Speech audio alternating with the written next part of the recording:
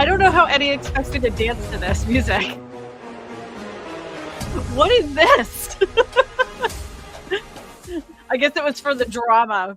You guys might remember a couple weeks ago, there was an article that was out by the Oracle of Wall Street. And her name, Meredith, she decides that now that the whole reason the housing market is going to collapse is because of 30-year-old men. Well, she's doubled down on her comments because apparently she got a ton of backlash. And there's another article that has come out that she's using to support her theory that young men are going to be the reason why home prices are going to drop 30%.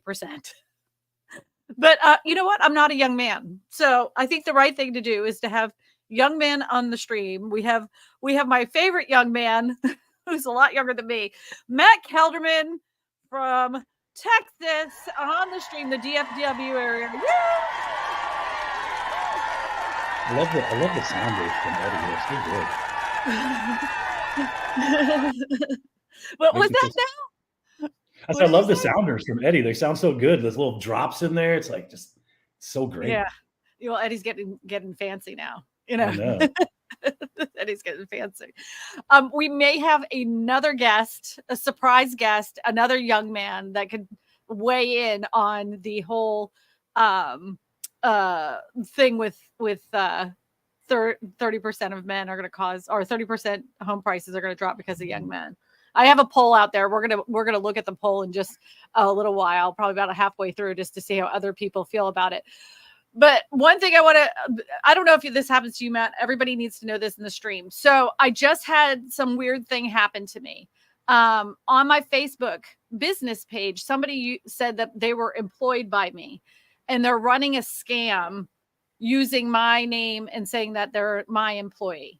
So I just want you to know, there's no one that works for me that gets a W-2. You know, I have no employees. I'm not listed as an employer for any kind of employees. So I just want you to know, like, I'm not selling anything to anybody. I don't have a rental company that I'm running that's running I don't have any of that. So I just want you guys to be very careful. They were very sneaky too, because what they did was they took another real estate agent's pictures for their own personal profile to make it look like they were legitimate to run this scam. And it just so happened I did like a reverse image search and found the real estate agent, and I was like, holy cow, wow, really crazy. So just wanted to let everybody know out there, there's just bad people running scams. So I just wanted to make that clear. Okay, I'm not big enough yet to have people running scams with my name. You'd be surprised. Soon. No, Matt, you I'm sure, like, the thing is if you make content out there, there's someone out there that's scamming. It doesn't matter. Like, you may think you're too small, but I've seen it where they will take anybody's, because you're small, they'll take your pictures and use it for a scam because they think, because obviously you're a real person. Anyways, let's get into the article. I just wanted to do a little housekeeping because I'm not running a rental scam company. Right. Let's get into the article. This Meredith Oracle of Wall Street that was named the Oracle of Wall Street expands on why the crisis of American male send home prices crashing 30%, gaming rampant loneliness, and not enough single women home buyers. What? Can we take a moment to appreciate the headline, though? Because I will tell you right now, that is not written by ChatGPT. That is straight up just salacious heat coming right at you from the headline. Oh my God. And that is the longest headline I've ever seen in my life. Like, if they went to headline writing class, they would get an F on this because it's way too long. It is a lot, but the end is hilarious, and I do like how she leans into it in the article to try and make it work. She gets doubled down, like, super angry. The Oracle of Wall Street, not enough single women home buyers. Oh, even though women buy more homes than men. Single women are buying more home than men. I mean, that's an interesting conversation because that is happening for sure. Well, there she is. That's her, the Oracle of Wall Street. Meredith Whitney, that's right, she has two first names. The one-time Oracle of Wall Street who predicted the financial crisis doesn't mince her words. Young single men living at home and playing video games are behind the crisis of young American males. She expanded in the Fortune interview. Her theory about dateless, spiraling young men ends with home prices declining for years, even decades.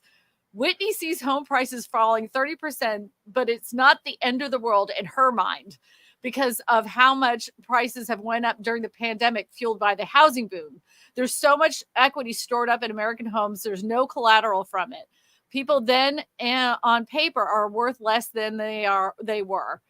It sounds dramatic, but not really that dramatic because we have so much massive inflation from zero interest rate policy. Okay, let's scroll down. This is that paragraph, though, I would love to come back to because there's so much nonsense in just 5 sentences in that paragraph. It's hilarious. I know, but it gets worse.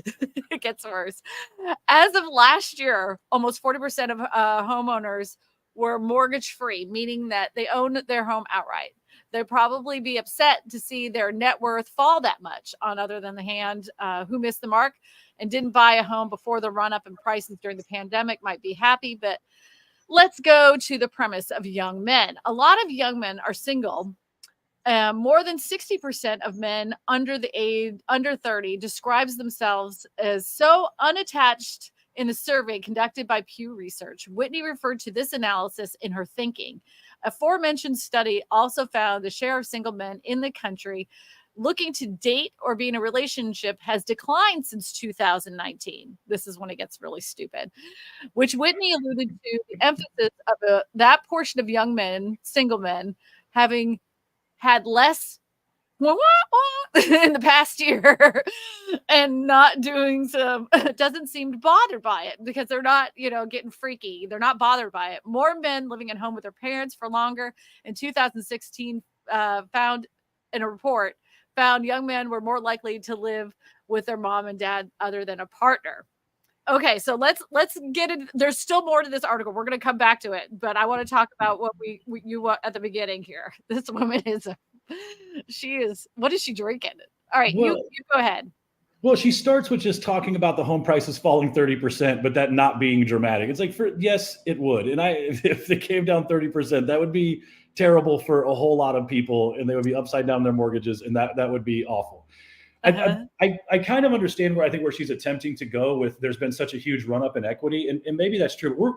We're 2 years post that huge run up also. So right. We've also seen, I think, the drop off from interest rates and everybody readjusting to their new normal. We've already seen that. So that equity that's been stored up is already accounted for in people's bottom line and their new loan and home prices going forward. So it would be a pretty big deal if housing prices went down 30%. I don't know. That's just a bad place to start. She's just saying because a lot of people that own homes have a bunch of equity, so it isn't that big of a deal. That's just such a silly. That's such a silly. Like I'm not a human thesaurus or whatever. So but it's just such a silly way of looking at like just people's finances in general. Like that would be a big deal for a lot of people. Not everybody bought before 2019 and is sitting on all that equity, right? Some people bought during all this and are still trying to get back to a place where they can feel really joyed about their, the purchase they made in 2021 when they waived their inspection and went over list and did all that, Well, and for her to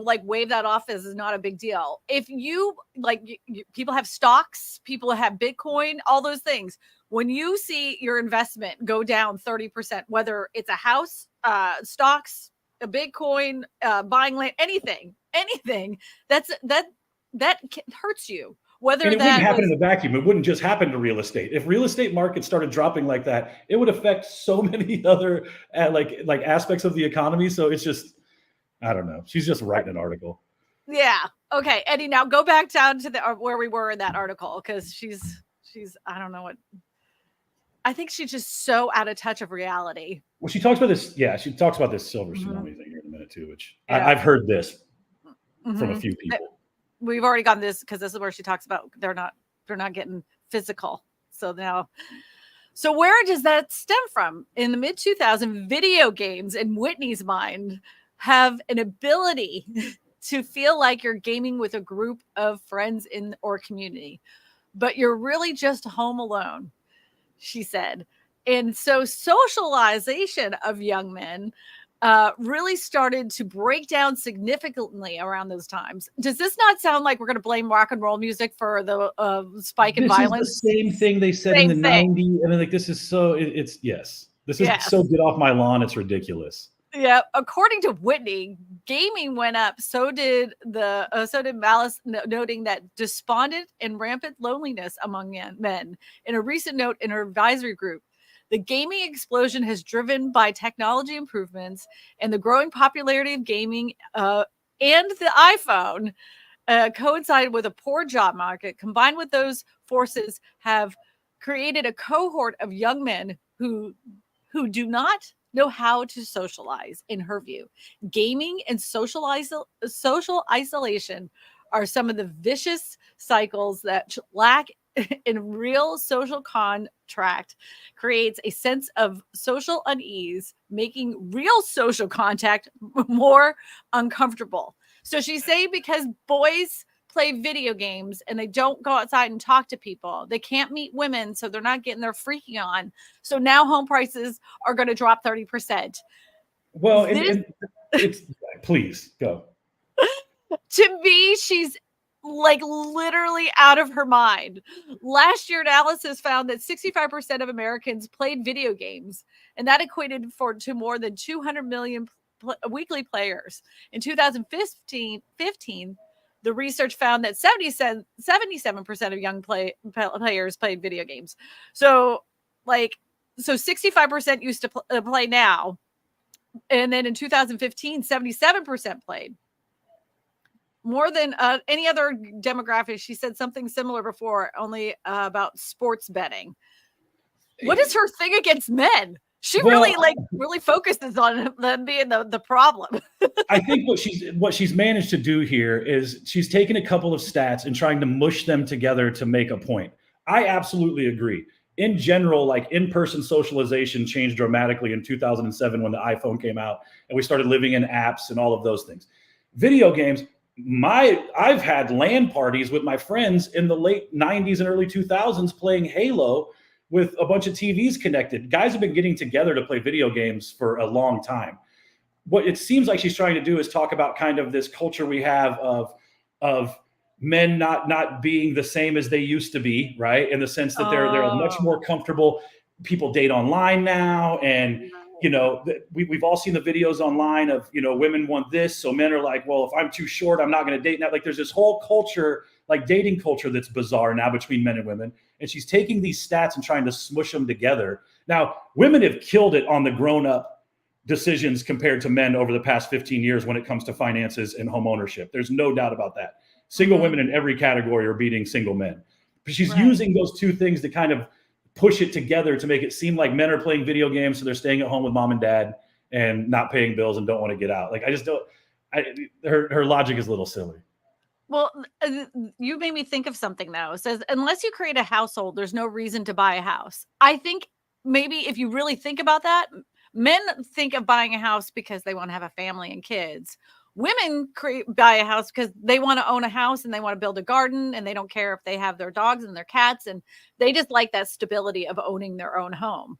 Do you think that could be it? Look, if we want to just start throwing out some what we think we know about people at certain ages, we've always said that it seems like women mature faster than men from the sense of responsibility, and owning a home and doing all those things would be responsible, right? That would and whereas men, and look, I also think that there is an aspect of affordability here that I think everybody across the board, if you don't already own a home, it's just harder.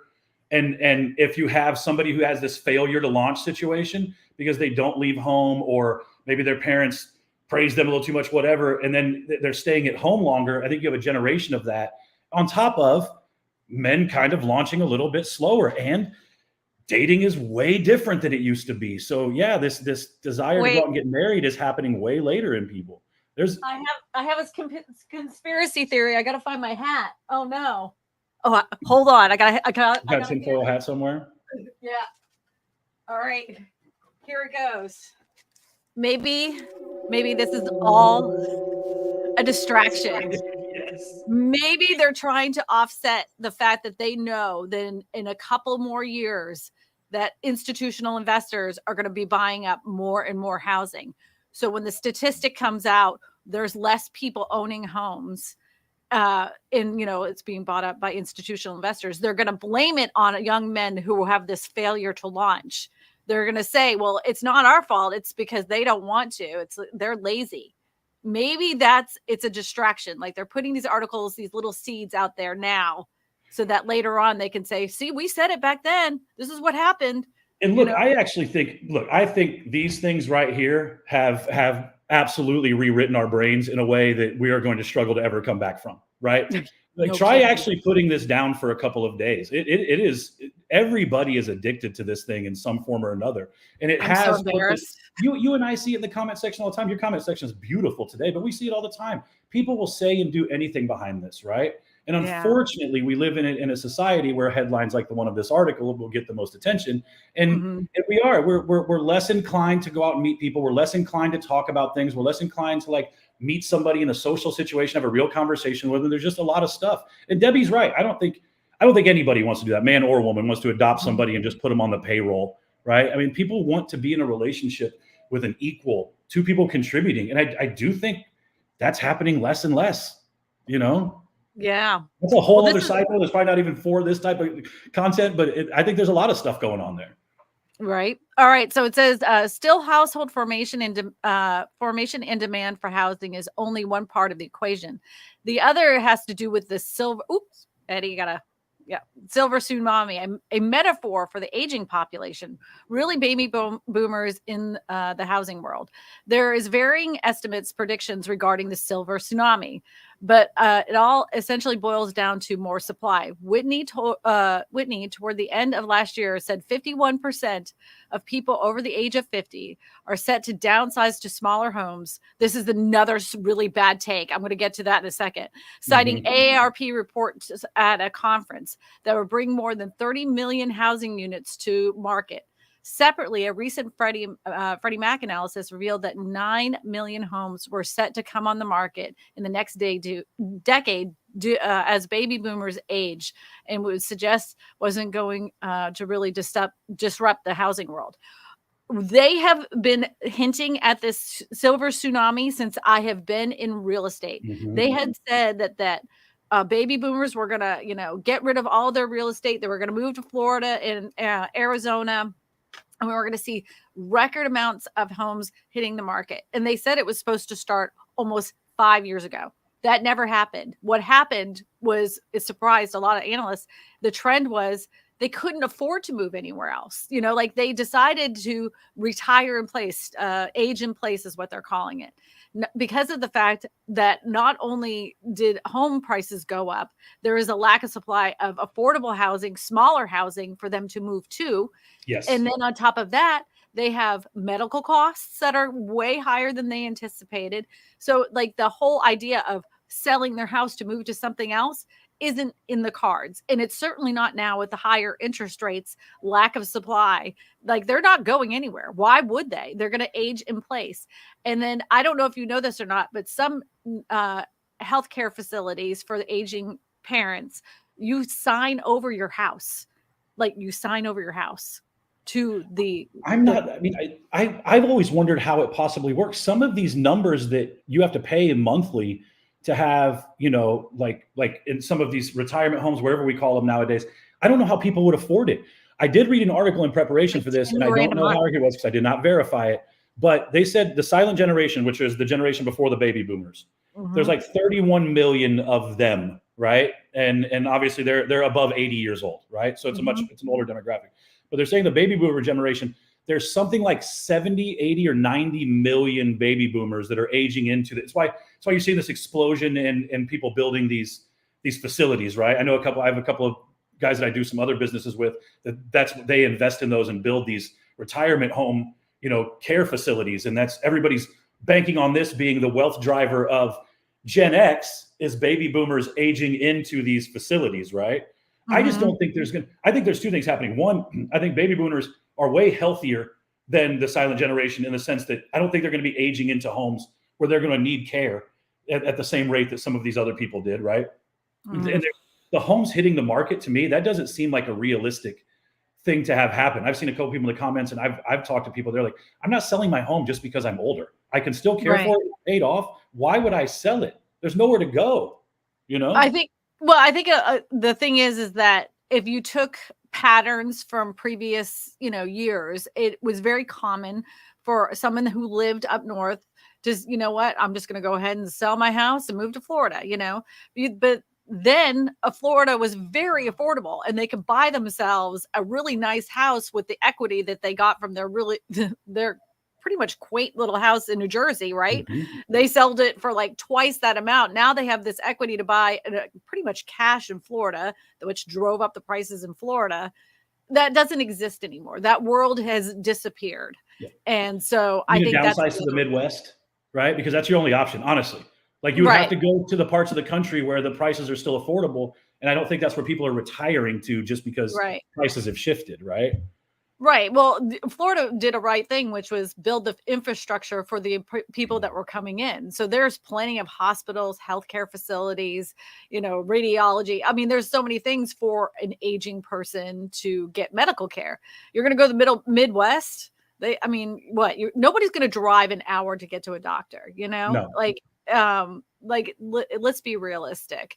Not only that, I think there's a fear when it comes to moving to there's nothing out in the Midwest. There's no beach. There's no what's the draw other than an affordable home? What's the draw? So like if I'm in my 70s, I'm not going, you know what? South Dakota just sounds fantastic. What's in South Dakota? I'm not dogging South Dakota. I'm just saying, like, whenever it's not a retirement destination. Yeah. Right. But I think retirement, I'm thinking, what can I enjoy my years looking at? Right. In Florida, you have the beaches. There's so much to do that. Like, there's so many different beaches all around the coastline on each side. You got Disney. There's stuff there. But I don't, when I look at that, I don't really think that. I mean, I think if I'm going to be honest, the retirement dream today is not to be in the United States because of my demographic of viewers that I talk to. Most of them are dipping out because it's so unaffordable here. Healthcare alone, like their regular medications alone costing them more than their mortgage payment. And when they can move to, you've got to move like certain parts of Asia, right? Like I see people from Europe moving to Thailand and the Philippines. Philippines, Costa Rica, Mexico City. Eddie and I have really looked at Portugal. And then some countries like Italy are paying people to move there. If you are a fertile age, because they have a declining population. If you're a fertile age and you have a job where you can work remotely, it'll cost you $1 for a house. Yep. I'm not joking. It's a real thing because and even Germany has, if you can work a remote job, they have a program for people, expats that can move to Europe. So, and it's just so much more affordable. So like the medication here that would cost you, $1,000 a month is like $45 in Europe. That's why so many people get on the buses to travel to Mexico so they can buy their medications, which really sucks because of the fact that sometimes those are scams. Like you can buy a medication, you think that you're buying, antibiotics, and it could be something else and there's nothing to protect you. But that's how desperate people are. They're willing to take that chance because, it saves them a lot of money that they are using not for luxuries, not for vacations, but to eat. I know. Even homeowners insurance right now is ridiculous. And like people are like, well, the thing is homeowners insurance is going to get so expensive and they're going to have to sell because of the homeowners insurance and taxes in the area. Where are they going to go to? Rent is ridiculous. And the rents. I did a video on TikTok the other day and I stitched it with something Grant Cardone said that was asinine per usual. Oh, well. Yeah, whatever. I can't say it because he's an employee of EXP, but you go ahead. Yeah, well, I'm at EXP too. And okay. I'll save my stuff for my channel so I don't get you in trouble with my opinions. Here's what I will say though. Rents are one thing he's right about. While he's not right about some of the scare tactics around rents, they're not coming back down. I actually was looking at this house I'm sitting in right now.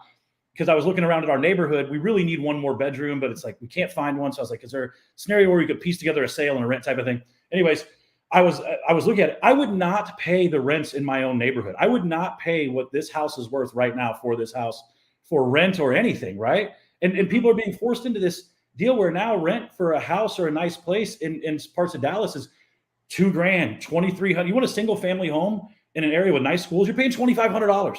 Yes. And you might get a fourth bedroom and you might get a second half bathroom.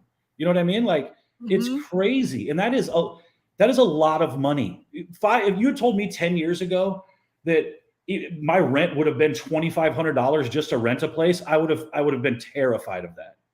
We have a rental property, and what I found own out, a property management company. It's still crazy to me. I have a rental property, and if you had told me when we started renting that house out that the amount of rent we could get on it today, ours is way below market value. Those people are smart. But the only reason we upped it, anytime we've ever upped it, is because the taxes went up and the insurance went up. That was it. Yeah. That was it. But like, it's stupid. Like for this area, for that house, I have to up it because of that. But if I didn't have to, I wouldn't do it. And I know that's a terrible business plan, but I just was keeping it for when my daughters got old enough to give it back to them, Well, and look, here's the reality. It's an investment for the future. I'm not going to sit here and talk about the investors that people should be bent out of shape about is not Jeff, who owns a couple of properties. Okay. It's just not. Right. But they vilify that Jeff. Of course they do, because he's an easy target, and it feels like he's low enough to the ground for them to swoop by. Like and it feels like I can just go yell at this guy who's just trying to pay his taxes and his insurance that went up. And they're like, oh, he raised no, dude, that's not the way it is for most people. You read the articles talking about institutional investors, they paint them to be like the saviors. Like they take neighborhoods that were in the decline and they revamp the whole neighborhood, and it makes property values around the area go up. But the private investor that's still holding on to his properties, that's not taking care of them, he's the slumlord that's really ruining property values. And Jeff, the investor, is the big problem, not these institutional investors. They do it every single time, and I'm like, you're telling me this guy who's trying to cushion his retirement with 2 rental properties is the issue, not the guy that's trying to buy 40 of them to dictate the price of rent in the area, who basically has manipulated the market in his benefit? Give me a break. They really think the public is that stupid to believe that the institutional investor is going to save the day by buying up as much in a neighborhood? Come on. I don't. For me, the numbers, there's shadow numbers in that too, right? Like everybody's like, oh, they only own 3% of the houses in the nation. Go look at how much they actually own in the big cities, right? Like I know in DFW, institutional investors own 9% of the inventory here. There's some places it's in the high teens. I even think there might be a couple large cities where they own almost 20% of the inventory. That's a huge number of houses. Jerry Rio says, I thought Zillow was dropping properties. They were losing big time money. Okay, I'm going to tell you the scoop on this. Bloomberg analysis of more than 100,000 properties records show that Zillow has and 2 biggest iBuyer, Open Door and iBuyers, OfferPad, are selling thousands of homes. Landlords backed by KKR and Company and Service Capital Management, Blackstone Incorporated. Blackstone's going to just buy them up. They just bought out Tricon. They're just going to keep buying. They'll just buy out those companies. Here's the deal with Zillow. During the pandemic, they made a very stupid financial decision by taking their own estimates with their own algorithm, which we know as real estate agents was complete BS, and buying properties and then bidding over the asking price for those properties to win them. And they thought, well, if the institutional investors are doing it, we're going to do it too. And they were going to do like a lipstick on the pig, paint the house, put it back on the market, and get it for even more money. But what they overshot the target by a lot. And when they figured that out, on top of the fact that they were paying their sales agents who were writing these contracts a bonus for every house that they got. So these guys were writing houses way over asking price because all they wanted was the bonus. They could care less about Yeah, they just wanted the bonus. So they just kept writing house after house after house. And everyone that was accepted, they would get this bonus check on top of it all. So that business plan, that model was crap from the get-go. So they overbought and overspent on housing that they didn't know what to, they made a bad plan. That's what happened there. So if they were willing to hand those over to Blackstone, and Blackstone said, we're not buying them. Do you know why they're not buying them? Because of the fact that they were paid for them for the first place. They're not going to get them out of that. But if they were undervalued, they're going to buy them up. We saw Open Door kind of almost get out of control with that for a while too, right before the pandemic. They started buying stuff that was, they stayed really great in their buy box, which in my area was like that 250 to 400,000 range. And then you started seeing Open Door properties on the market that were like 650, and you're like, what in the heck are they doing? That seems really risky to buy that. And then all of a sudden across the nation, what happened, right? Open Door started releasing almost press releases of, we're not buying any houses over X amount right now. Right. Mm-hmm. They got really specific on it. Redfin did the same thing. They lost like 40% of their company because of that, like their sales agents. They dropped 40% of their sales agents. Redfin's never made money, have they? Is that still true? I don't know. But the guy who runs Redfin, I forget his name. Golly, I'm so bad with names. But yeah, Mr. Redfin. Yeah, he always makes the worst comments and stuff. And he was like, I feel really bad about that. Oh, I'm sure you felt bad by dropping it. Anyways, he said that he made a bad business move with that. He admits it. Residential Contracting says, a question: What was the website to track foreclosures that you referenced on one of your videos? You can always go to Adam to see how many foreclosures are in their area, but I always go to foreclosure.com. There's a link in my description of this live stream. If you go to the description, you can get an affiliate link. I'm going to give you a little secret, little heads up. So they're going to tell you, like, once you use that link, they're going to tell you to sign up for their newsletter, and then they're going to ask you to pick some locations. If you decide to use this website, it is like a paid website to get all the behind the scenes foreclosures, but wait for something to pop up in your email before you sign up for it. So you only have to have it for like 30 days. So nice. That way you don't have to spend any money. I like a good free way of doing things. They sponsor this live stream, and I'm telling you how to get it for free.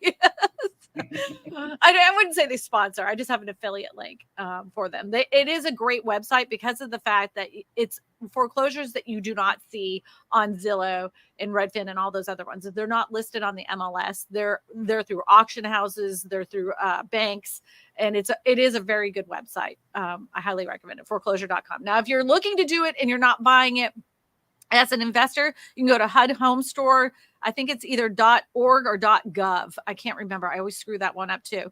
But if they're making you pay for it, that's not the right one. It's free. It's a free website to peruse their listings that they have.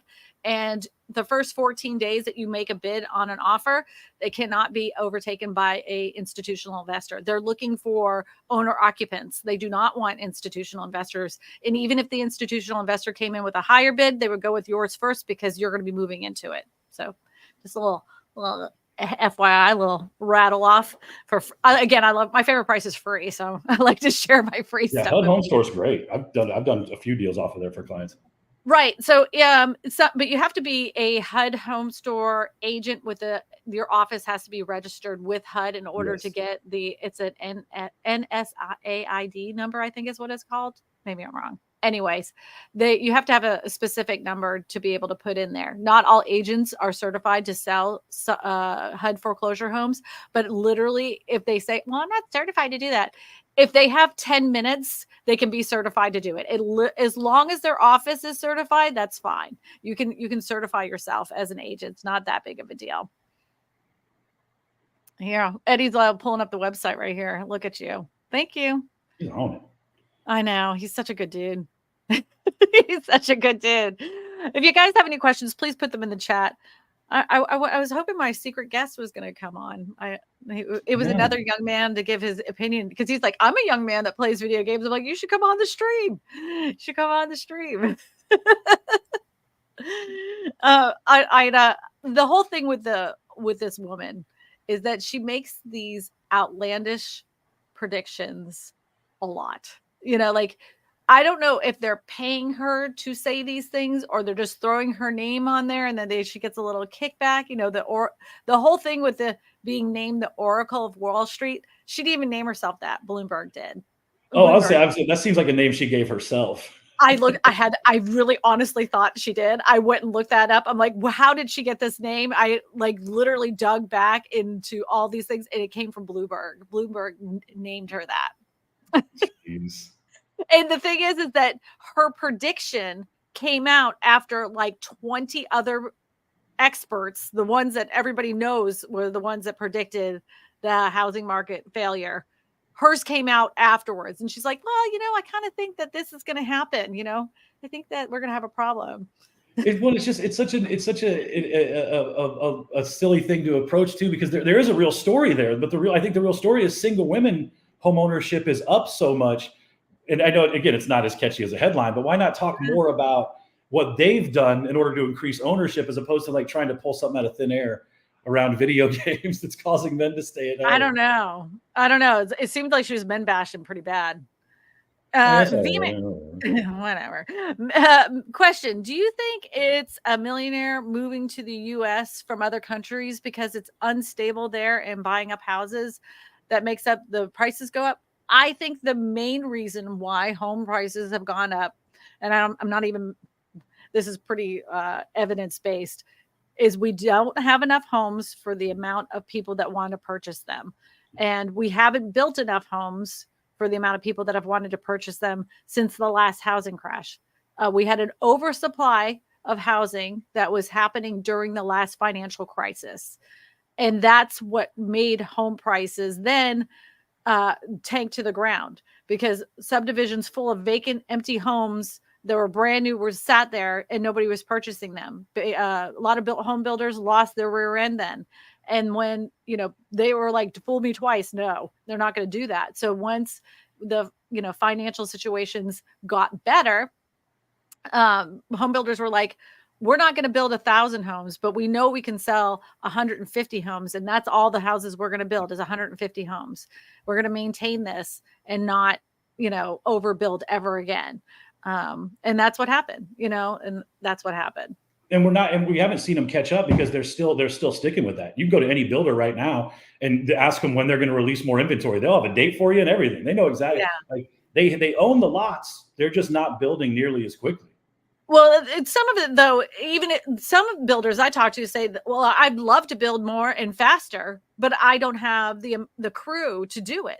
And the people that are coming to me saying, hey, I could pour your concrete, or I could frame up your, houses. They're highly expensive. The really good ones are so much more money than they used to be. So even if they wanted to build affordable housing, to find the workers to make it more affordable is nearly impossible. Yeah. The people that are in the trades and do a really good job, they're going to get paid for doing that really good job. There's no more cheap labor anymore. Yeah. And, we have a problem here in Louisiana, and you can look this up. It's not just Louisiana. Some home builders, some of the bigger ones, will hire, they don't necessarily work for that big company. They just hire a contractor that runs this company. And let's just say it's a roofing company. They don't have to carry insurance on that roofing company because they just contracted. They just pay the contractor, right? So they will have children, young kids put on roofs, putting up roofs that, trying to make the house as inexpensive for them to build as possible. There's one of those things. I think that the state, no matter what state it is, if you see underage children working on homes, that is a very dangerous situation. Kids should not be playing in construction sites. I'm sorry. There's nails everywhere. Who knows what they could step on? They could fall off the framing. It's just a dumb idea. And there's really nothing being done about it. Well, on top of it just being just highly illegal, depending on their age, most likely, you know what I mean? Oh, they know it's illegal. And the builders know that it's illegal, but they have that hands-off approach. Like, well, I just hired this guy. He has a business license. He has the insurance. I don't know anything about it. Well, and then they come to find out the guy who hired these roofers, he hired another person and then they hired another. Like it's all this down to the chain of command. It's such a hornet's nest to even unpack too, because like it goes back to what we desire as a society. I think in so many of these cases, we want things to be affordable, but we also want people to be paid what we think they should be paid. You know, everybody deserves a livable wage. Everybody deserves a house, but I also want a house. It's like sometimes our desire for everything to work for everybody in this utopia and the reality of how it doesn't end up clashing super, super hard. And I think home prices is one of those. Greed has a little taste in that too, because you know, these are like, you know, $5 million homes and they're building them at $60,000 because they're using the cheapest material and the cheapest labor possible so they can get it way down so they can put more money in their pocket. That happens a lot, especially with your big tract builders. They're trying to get that cost as low as possible so they can go to their shareholders and say, look how much earnings we created. You know? Of course. Yeah. And I'm not saying greed's not there. And I'm not even saying that institutional buyers, that there isn't like this corporate part of this. I'm just also saying, like, we asked the question earlier that got this conversation started, is it people moving from other countries that are millionaires? It's not even that's the case. In 2020, after everything settled down, right, from the housing market perspective in June, people started being able to sell their house for a ton of money, right? Yep. Like just their house was worth more. And then the house they went and bought was worth more. Part of this was like mechanics of an economy that nobody had ever seen before, in this bottleneck of disposable income that nobody could spend, being allowed to work from home. So now all of a sudden I don't have to live here. I can live anywhere. And so it was just regular Bob and Sally selling their house for a ton of money and then reinvesting in somebody else. It isn't all this like nefarious, like shadow entity. Some of it's just, it was the weirdest thing that's ever happened on the planet. We all got locked in our house for a couple of months, told we couldn't do anything, started finding other ways. I started buying plants. Like everybody just had money to spend. I made sourdough. Yeah. Now imagine if you had bought a home 2016, 2010, 2002, and now all of a sudden there's this massive market for your house, and it just hockey sticked out of control, right? Mm-hmm. And still continues. I look around. I mean, I'm a buyer in this market, and I look around at what I could get, and I'm like, I don't like it. I don't want that for that amount of money, So it's not all like just this terrible thing. Some of it was just weird market dynamics, interest rates that we'll never see again, all this crazy stuff. Well, I don't know if we'll ever see interest rates in the twos ever again. I don't know. I don't want what has to happen first to see it. A whole bunch of stuff has to fall apart first in order for interest rates to get at 2%. Job loss has to go through the roof. I know. The economy has to be terrible. The stock market has to be terrible. I don't want all that. And then home prices will be finally down if it's in the twos. But here's the thing: is everybody thinks the house only falls apart in a vacuum. It doesn't fall apart in a vacuum. People lose their jobs, so not as many people can afford them. The people rooting for the housing crash may be one of the people who lose their jobs. Also, Google what happens for every million job losses. I think 40,000 deaths, right? Like this doesn't happen. Housing prices don't come down, and you're like, oh, now I can buy a house. That's not how it works. I say if the job market falls apart, then you'll see home prices drop because people interest rates aren't coming down until more people lose their job. That's a fact. Yeah. The CPI reports are still too good.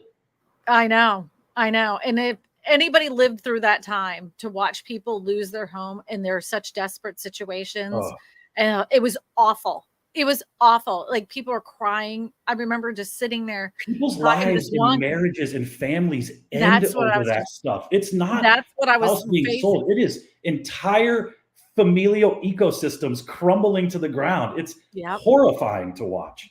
Yeah, and that's what people just throw it around like house. Unemployment needs to go down. Houses need to be cheaper. It's like, guys, people cease to exist when that happens, right? Like it's not. I was out walking outside, putting a sign in the yard, and the neighbor goes, "How much is he listing it for?" I said, "Well, it hasn't been put in the MLS." And so the guy comes out and he's like, "How much you listing for?" He says, "How much?" He was like, "Didn't you buy it for like $50,000 more than that?" And he was like, "Yeah, just terrible." And he was like, "I knew you overpaid for it." I'm like, "You are a jerk. This guy is losing his house and you're just sitting there going, like, what is your problem?" People loved, I'm not saying all people, but there are a group of people that love to watch other people fail, and it like gives them joy. That group of people is getting larger and louder, by the way. Yeah. Overjoyed says, wasn't Zillow offering to pay like 2% down payment too? I don't remember that. don't remember that. I know there's been lots of really, boom, look at this guy. Eddie's so good. Real estate marketplace, Zillow is offering some homeowners the opportunity to purchase a home with a down payment of just 1% for those who qualify. Zillow will kick in 2% more at closing for the down payment of 3%. The new program is already in place in Arizona and will roll out to other states in the company. When was this article put out, Edward? What's the date on this? September 1st, 2023. Huh. Look, I think that's here's the thing is I actually think that's mortgage? smart. And I would imagine you have to use Zillow's mortgage company. Yeah, right? Zillow Mortgage. That's right. You're using, which again, for you, the consumer, who cares, right? If you're saving money and you don't care about that stuff, that's fine. You're also builders do that crap all the time. Yeah, it's not that. That's actually not that. That's actually a fairly solid deal if you want to be represented by Zillow in every. You can do this with builders, by the way. You can go to the builder rep. You can use the builder title company. You can use the builder lender. You'll save a ton of money that way. Right? Sometimes. Yeah, I'm just saying it's on the table. You got to read the details on that crap. You do. Because a lot of times they tuck that money somewhere else. It seems like you're getting a deal and you're like, hold on, let me show you the breakdown. You're not saving a penny here. Yeah. Let me show you. Or it's not really costing them much, right? That's one of the beauties of vertical, like having your business vertically integrated. When you own everything, you can give little pieces of pie back because you're getting the whole thing, right? So you're at the very least, you're getting the same amount as you normally would if all these pieces were broken apart. And it works out good for the consumer if they know what they're doing or have somebody guiding them through the process. If you guys ever want to watch a hellscape of comments, go to Matt Kelderman's TikTok before TikTok disappears and read the amount of trash people give to poor Matt. I am going to get kicked off of TikTok sooner or later, though, because I'm not. Well, it's going away anyways.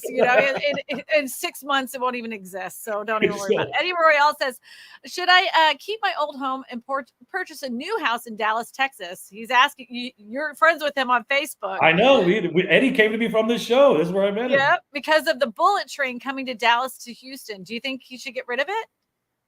No, I mean, the comment section will hate this because they don't think anybody should invest in anything. If you have the ability to hang on to it and purchase another property, I think it's probably a great investment right now. I tell people to hold on to properties all the time. I tell them if you can swing it, I don't say sell it at all. I think you rent it and continue to keep it as a wealth builder for you, because I know when you bought that home, so you're probably gonna be okay on it, right? But the bullet train from Houston to Dallas is going to be super cool. I will also say that is not happening next week. That is going to be a while. That is going to be a while. And I don't think it's going to do anything to home prices that you can feel right now, unless they were coming to you asking you to buy that house so they could put the bullet train on top of it. I don't know if you need to make that call yet. I will tell you something I always tell people on my videos. So there's I would say, if you're thinking about a manufactured home, some people call them mobile homes, some people call them trailers. A lot of times there's a stigma against owning them, but we're in a financial point that this is the only affordable option for many people to buy and own their own home where they don't have to rent. Mm-hmm. I tell people all the time, look at this as a stepping stone. And once you have built up enough of a nest egg to buy your own regular traditional built house, rent that sucker out, rent it out. And what happens here in Louisiana, and I don't know how it's common it is in Texas, a lot of times when you see a mobile home that's sitting on a piece of property, it's on an acre or more. Like here in my area, you can't even put a manufactured home on a lot unless it's an acre. So what a lot of people do is they'll buy that manufactured home lot, they'll keep it for several years. Then at some point they build their dream house, and then they keep the manufactured home in the back of the house, back of the yard, keep a kid in there, keep a grandma in there, something like that. Sometimes they'll turn it into a shop, but there is always a different way of looking at things. My parents would have literally rolled over. They're alive. They would have rolled over and choked on their own phlegm if I told them I was buying a manufactured home on a piece of land. They would have not enjoyed that as a investment opportunity. But it's because that wasn't what was considered a good investment opportunity to them in their day. Today, things look completely different. And you can always use a manufactured home as a rental property. First of all, it's cheap. Why do you think private investing equity has been investing in manufactured home parks like they have? They've been buying them up for the last 15 years. They love them. They're cheap to maintain. They're like, anytime you have to replace something, it's very easy to replace it. And like, if over time, if they start falling apart, it's not that big of a deal to replace it. So don't look at manufactured homes as a bad investment. Look at the area, look how much things have gone up, see if you can rent it out. Anytime that I've ever had anybody dealing with manufactured homes here, the rental people that rent from them always paying cash. Right on time, always in cash. Oh, anyone wants me to show you the thing. It says, will young men cause home prices to drop 30%? Oh, thank God. See how intelligent my comment section is? Look at this. 63% say no. See, they know. This is just hogwash. Good old Meredith Whitney, the oracle of real estate. Oh, you know what? I hope no one censored this stream because she's going to hate me. I'll send it to her. You're going to send it to her? You guys tight? You guys close? Yeah, me and old Mayor, we talk every day. Yeah, you Mayor. Is she going to get on your TikTok? Yeah, she get my TikTok and yell at me with everybody else. I have had a ton of fun on TikTok though, like making T-shirts off people's comments though. Yeah, that's not a bad idea. Like, the thing is that if you you have to go over there. The whole thing that set off a bunch of people was Matt was starting to talk about what happened with the real estate lawsuit, and people weren't liking the answer of what he was saying, even though it was very honest and truthful. And I don't know how many people were in his chat were like, the gig is up, you lied, you got caught with your pants down, and you're going to have to pay up, buddy. And he's like, what are you talking about? Do you know how real estate works? I'm not paying anything. So crazy. They literally what I really want to entertain myself, I read his comment section when it comes to that. It's been fun. I got to get back to posting tomorrow. Yeah. V-Man says, question. Government helps out with 30% down for first time. 30% down? No, the government does not help with 30% down first-time home buyers. You pay back with a special terms to get into a home. What do you think? Is this an idea that they've come up with? Maybe that's an idea, but that's not a thing. The thing is when it comes to money and trusting the government to do what they say they're going to do without pulling the rug out from underneath you, it seems like a really poor idea. Unless it's some kind of tax credit or something like that. I don't think that 30% though, that's a lot. It is. And one of the things that I think people kind of sometimes just our minds skip right over is real estate really happens at a state level. It's really not a national thing because it is so different, in so many ways from state to state. And there are lots of programs in each state. There's programs based off how much you make. There's a lot of things like that. But I think looking at real estate on a national level can really skew every aspect of it, right? Right. But here, I understand why people think about the government getting involved in adding something for an incentive, either for home buyers or home sellers. Because if you remember back in my day, in 2008, they had given home buyers at first it was only $3,500, right? They had given them to purchase a home because they were so much inventory, right? They were like, oh, go ahead and take this money, please, so we can get some of the inventory off the books. Then that didn't work as well as they thought, so they boosted it up to $6,500, and I think at the end it was almost $10,000 they were giving to younger people or anybody that was willing to buy a house, that it was their first time buying a house. They were giving them the money to do it. First it was like a tax credit, but then it was like full on, you got the money at closing table. And look, I love that. That's great. I think your initial point too was pretty, just trusting the government on that end. This is probably not going to help. My name is also. Yeah. Well, I think if we're going to talk about a government incentive right now, when it comes to homes, I know it hurts first-time home buyers right now to come up with as much money as they need to close. Interest rates are very high. Home prices are very high. The amount of homes that are available is extremely low. If you incentivize home buyers even more to give them money, a first-time home buyer credit, all that's going to do is drive up more demand for houses, which we do not need. What we need is a more supply. So what needs to happen is there needs to be a house credit towards sellers that are selling a house. Let's just say if your home is under 1,500 or 2,000 square feet, you get a $10,000 tax credit for selling your house. And you can't, this is the stipulation, and you can't sell it to an institutional investor. No. It has to be an owner occupant. That would be the best incentive to get some of the supply of more affordable homes on the market. That's what I think. That's interesting. I've never heard of anybody approaching it that way. Tell me why, just since you're talking this out here, I'm sure other people would like to hear this. I would like to hear why I understand the other side of it, why you're just going to create more demand by incentivizing first-time home buyers, right? It's going to flood the market with more people where you don't have inventory. But those sellers have to go somewhere. So it's not like they just sell their house in a vacuum and then move on. They are now part of the inventory problem. So how does that help? Right. Well, the thing is that they're all going to be selling if they're under that, right? So there's going to be loosening of supply because everybody under that square footage, there's just going to be more inventory everywhere because they have the opportunity to sell it, Yeah. And then those you don't have to worry about moving institutional to larger homes for that to work. Right. Well, they can sell theirs for $10,000 and then move up to a larger home, right? Yeah. I can see how that could create some inventory on the first-time home buyer market. I also look at our market where, sometimes 1,800 square feet in certain neighborhoods or so. We have neighborhoods here where, 1,800 square foot house done up, it still might be $500,000 or $600,000 if it's in the right pocket of Dallas or the wrong pocket, depending on what you're saying, right? So I'm looking at through that lens. But I can see how that could work. Yeah, but the thing is that that's affordable for that specific area. And it is, and that's the thing. Yeah. So whenever we say affordable, it's kind of like saying pretty. Well, that's everybody's version of affordable is completely different, right? And everybody's version of pretty is completely different. But affordable for that area is 500,000.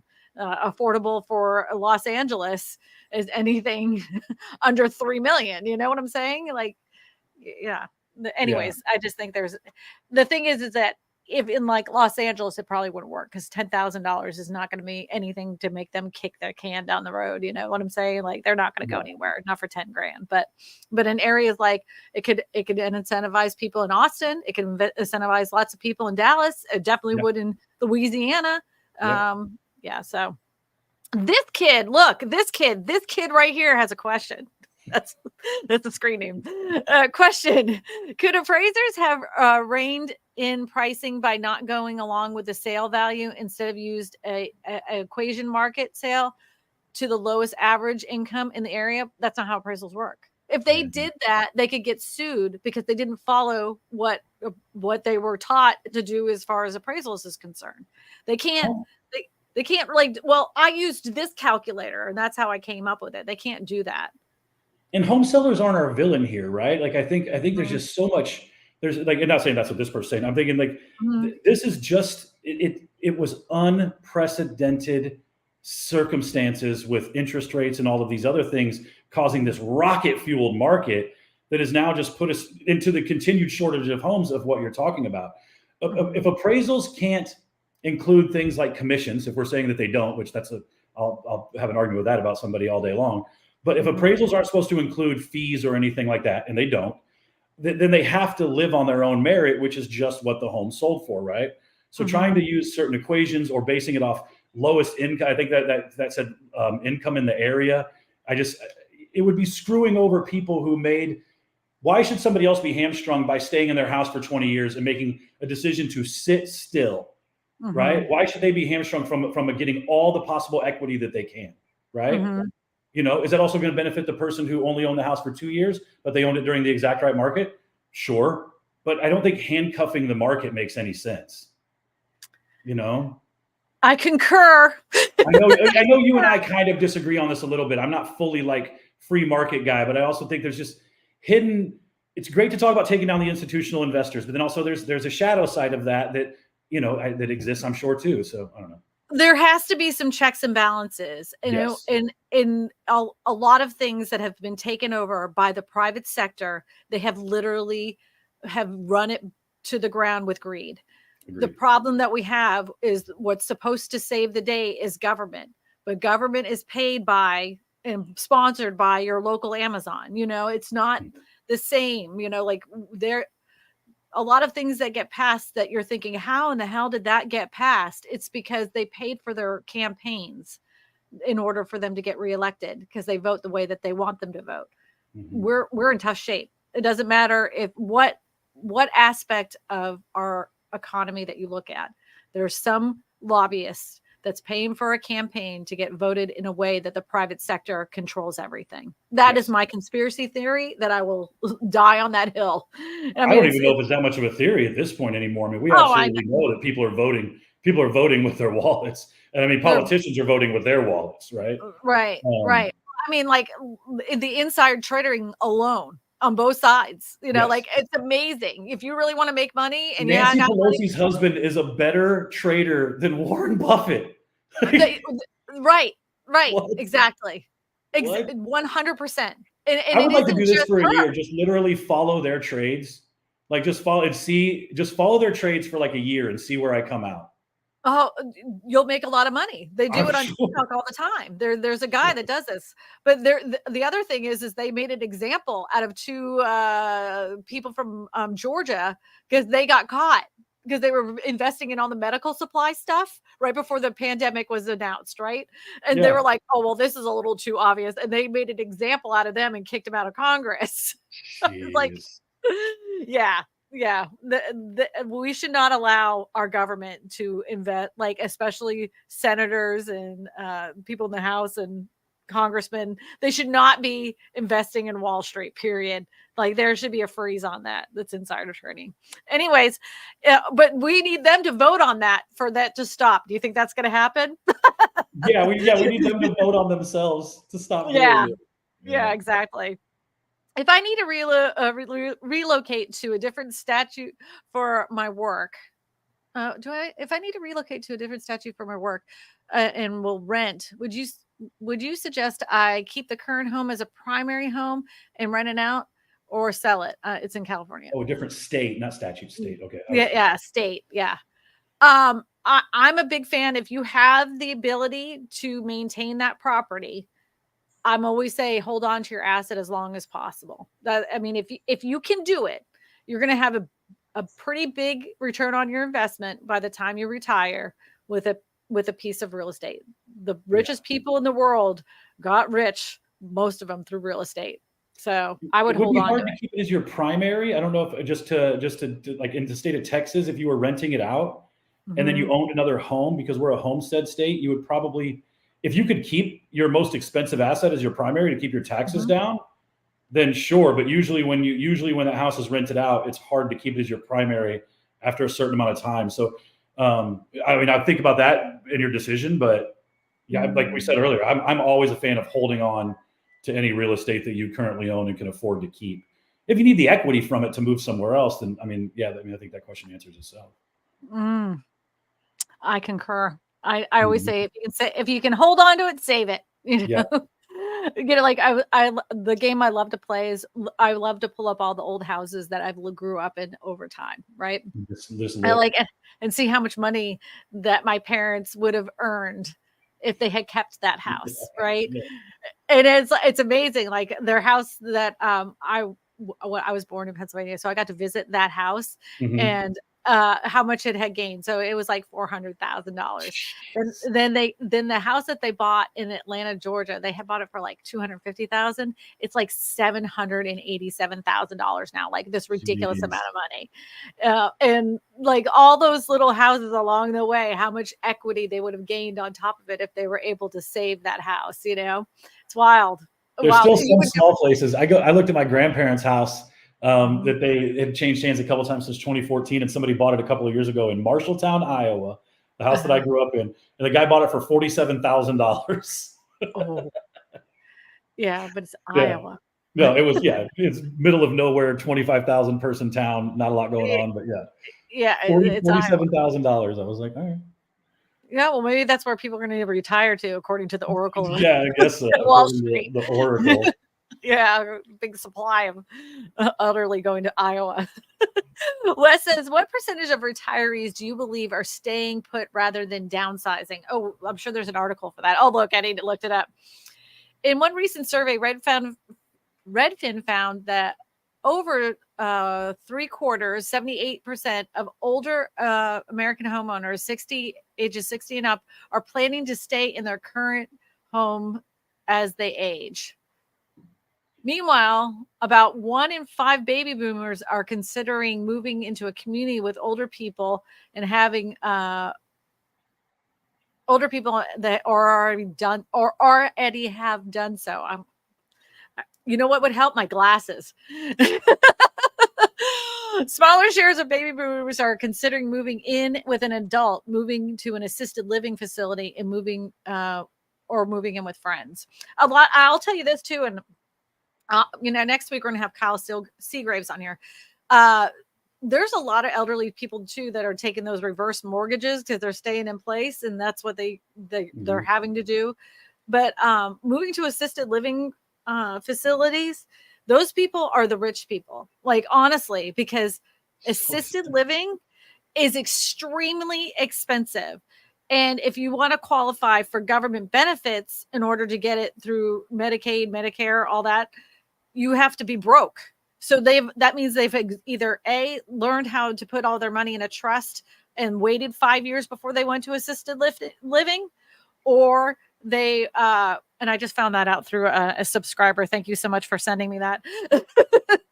or they like they're broke at this point. They have nothing left. They've spent it all, and now they're on like everything went to the It's what I said earlier. I don't see this being a viable option for most people. I can tell you right now, my mom's by no means does she need to go into assisted living, but if for some reason tomorrow she needed to do that, I couldn't afford that long term. Like, there's no way. On the low end, it's $8,000. And she doesn't own a home to sell to even have the funds. So it's like, I just don't see how that's going to be. I don't think that's going to be a possibility for most people. Average on the low end for assisted living is $8,000. On the high, I mean, it can go all the way up depending on the amount of care that you need. I mean, just how can people afford that? How do people have? There's no money in the budget for that for most people. Right, but what's the choice? What's the choice? Like moving them into your house, right? We are seeing it, and maybe you're not seeing this. There is a big influx of multi-generational homes, right? Yes. We are seeing a lot of people adding facilities to the grounds now. In Dallas, we have really, really tight zoning restrictions. But I've been in Houston, San Antonio, and Austin these past 3 weeks doing stuff, and I'll tell you, I'm realizing that a lot of other places have this figured out. They do have the ability to build, mother-in-law suites on the back of a property, or places where it's a little more rural, like you're talking about. They're just leaving the mobile home or whatever it is on the back of the property. I think we're going to see a lot more of that type of thing happening, especially since the quality of healthcare has gone down the toilet because we let private equity take it over. By the way, that's a whole other thing. I think all of our jobs that are high emotional demand, low pay, why would people work them? Like, I'll tell you right now, why would you be a nurse, a teacher, or a police officer in this country today for what they get paid? No way new generations are signing up for that job. No way. The nursing assistant makes as much as a McDonald's employee. She was like, look at this. I'm a nursing assistant. This is how much I make per hour. They're offering the same thing at McDonald's. Why would I want to sign up for someone throwing poop in my face, throwing up on me for the same amount of money that I can take orders at McDonald's? I'm signing up for McDonald's. I'm done. No, and anybody who says they would is just virtue signaling, because there's nobody would do that job for that stuff. Nobody would. Yep. And Eddie pulled this up. Look at the trades that our Congress has done. You can go right here. Jeez, so you can watch them all. Yep. You can see what they're selling and buying. That's unbelievable. Crazy. There's a guy who set this whole algorithm up. Yep. He's a genius. I love that you can see that. That's awesome. Well, I'm sure they're going to pass a law where you can't. They're going to make it so it's private. We can't see what they're doing anymore. I'm sure they're going to change that law. That one they'll be quick about. Get it while it's hot. That's for sure. Yeah. Get us all on top before they say that no, we're private. We need to have privacy. You can't know what we're doing with your money. They'll make it happen. All right, Gina says, do you see home prices going down in the panhandle of Florida? I watched Jarrett Jones, and he says they're going to start going down the first part of next year. I'm going to give you my opinion about this, and then you can give yours. The thing about Florida is that it's always a rotation state, meaning that there's always people coming in and out. There's industry going in and out. There's always going to be people buying and selling in Florida. Home prices have consistently gone up, except for one time that I know of in history. Even in the 80s, they were still going up, right? The time it went down was when they overbuilt during the last financial crash. And they went down, they went up so ridiculous high, they went down just as ridiculously low. It had a pendulum effect. The problem Florida has is their insurance problem is an absolute crisis. They're requiring them to carry flood insurance that's super expensive. So imagine owning a home that you never had flood insurance before, because all the insurance companies have dipped out. So you have to get Citizens. Citizens says you must have flood insurance. Now you have a flood policy that you don't really need because you never flooded before. That's costing you an extra $3,000 a year. And you're like, oh. Then on top of it, Citizens insurance is not cheap, and it's terrible coverage. You don't get the coverage that you had before. You're getting very limited, very kind of crummy coverage. And now that coverage is costing you $8,000 a year on something that you used to use as a, like, this was my house, this is what I lived in, this is what my payment is. And now your payment has jumped another $1,000 or $1,500 a month.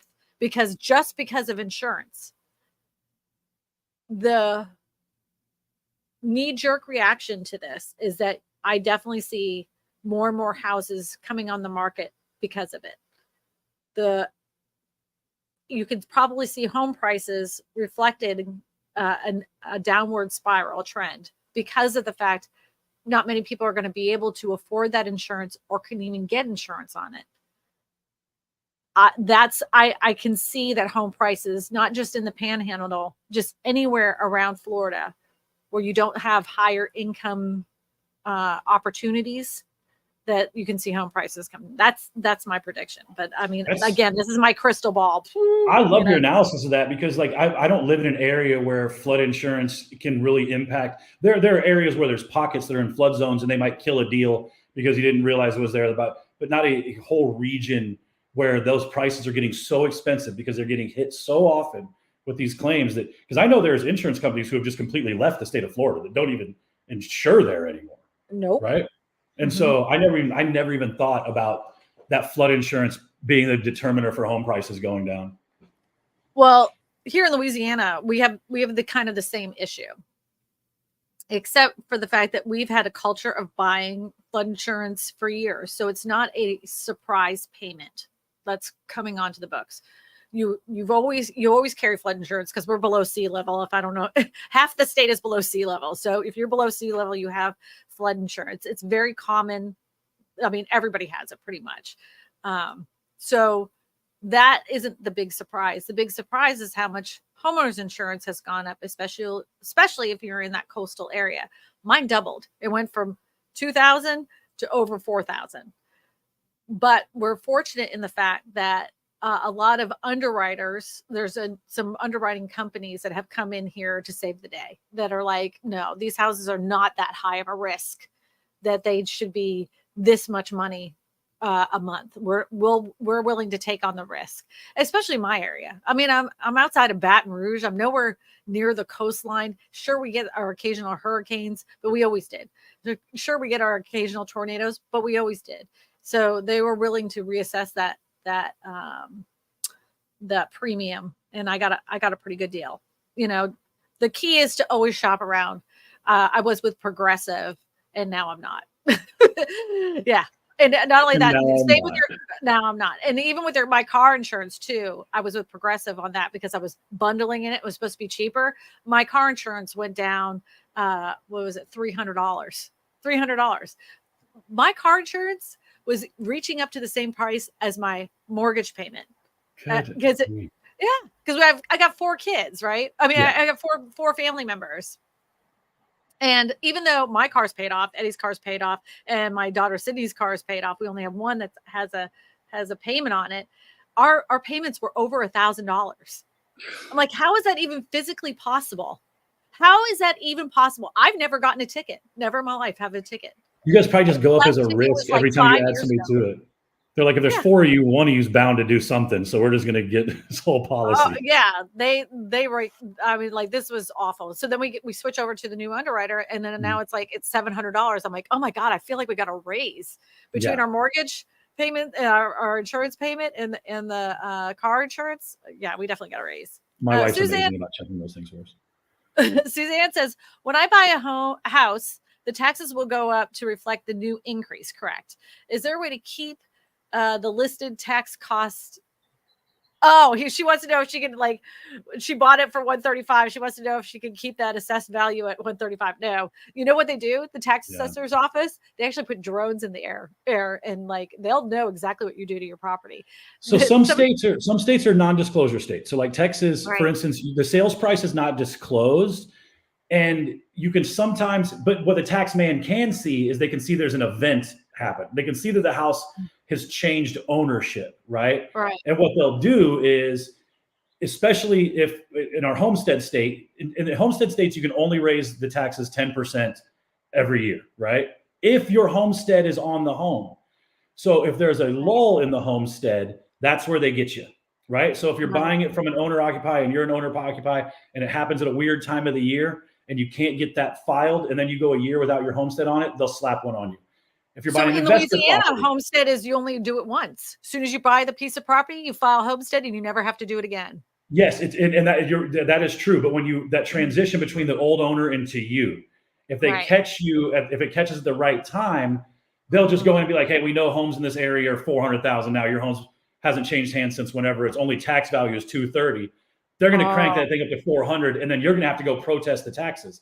The problem is you can't protest the taxes right now because all you're going to use is comparables that are probably actually more than your house, than what your tax assessment is. So it's not going to help you that much. Yeah. You know? I saw somebody that did that on a piece of property and their house got taken away by a tornado, gone. Right. So they were like, I want my taxes readjusted because the house isn't there anymore. Yeah, I'm not paying my tax. They won. They got it. Not worth as much money as it was before. Nope, absolutely not. There's nothing there. You need to reassess my property taxes because there's no house. It worked. So, Matt, I want to invite everybody who's on the stream. If you do have a TikTok, go follow Matt Kelderman on there. It's so funny, so enlightening. Matt gets hammered, man. So some of my responses are a little snarky. I apologize for those in advance. People are mean, man. People just say the craziest stuff and they don't expect people to respond. So then you respond to them. It's like, I'm a real person here, man. Like, I'm not just like some fake guy, you know? And they'll call you names. I get it in my chat. They'll call me names. I'm lucky though. There's people in this chat, they're the moderators. And if people get too out of hand, I have them boot out. Or if they get, I don't have a problem with fighting with policy about government because I'm not a big fan of it either. But when they play the sides game, well, this side did this and this side did this, and they start calling names and stuff. I'm like, we're not doing that. We're not doing that. It's a good culture to create your comment section. It's a good culture to create your comment section for sure. Yeah.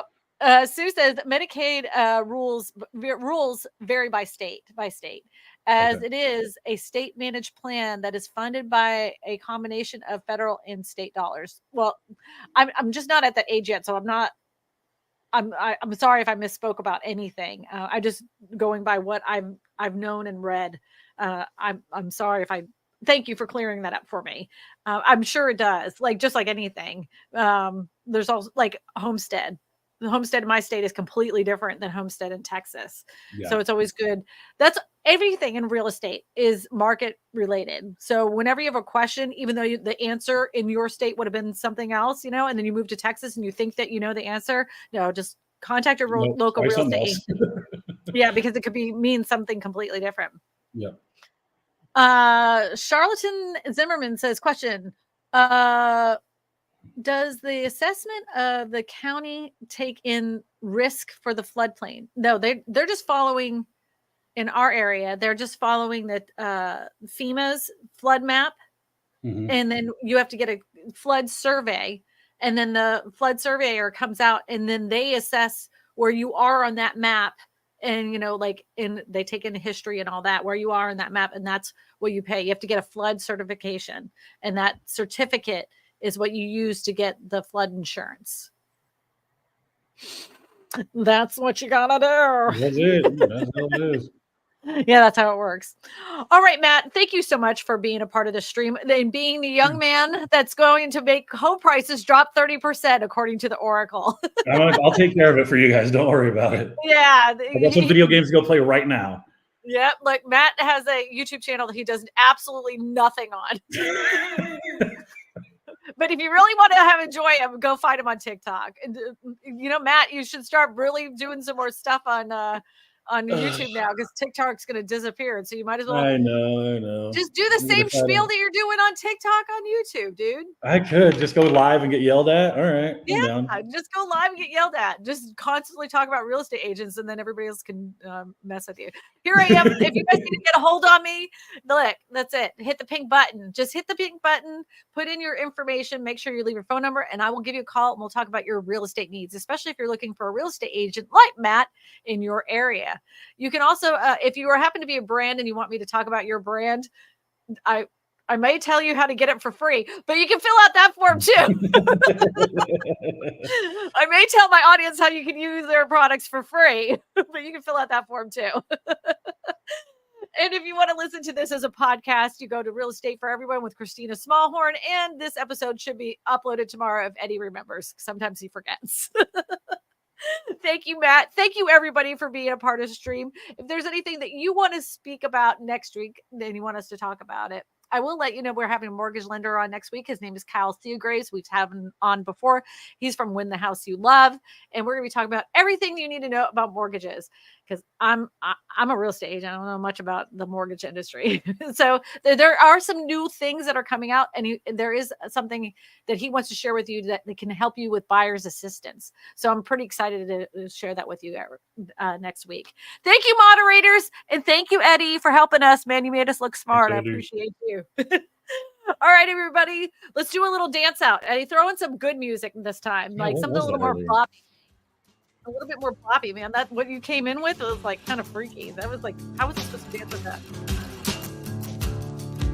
It's kind of like, nice. Yeah, this has got a 90s vibe to it, doesn't it? It's got like a Beck thing going on. Yeah. I'm a chimpanzee. I was a monkey. Yep. Look at that guy. Just vibe.